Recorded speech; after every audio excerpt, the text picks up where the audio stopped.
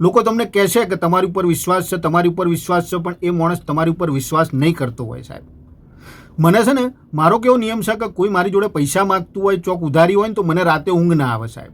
અમારી ગામમાં વનેરચંદ શેઠની દુકાન છે કરિયાણાની, તે 4 વર્ષથી મારે એમને 3600 રૂપિયા આલવાના, અમારો કોનો પૈણ્યો ત્યારના હો. તે હમણાં તમારા ભાભીએ 10-10 રૂપિયા ભેગા કરીને 1000 રૂપિયા ભેગા કર્યા હતા હો. તે મેં કીધું શેઠને હાલ લે આવું તો એમને કોમ લાગે, તે હું હાલવા ગયો અને શેઠને મેં 10-10ની નોટોનું 1000 રૂપિયાનું બંડલ આપ્યું. મેં કીધું શેઠ ગણી લો અને મારા ખાતામાં 1000 રૂપિયા જમા કરી દો. તે મને શું કહે ખબર છે?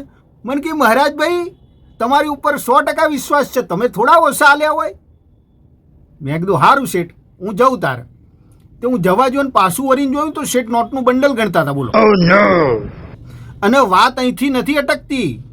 હું બાઇક ઉપર બેહીને બાઇક મેં ચાલુ કર્યું ને તે મને બૂમ પાડી. મને કે મહેરાજભાઈ અહીં આવજો. તે હું જો મેં કીધું શું થયું શેઠ?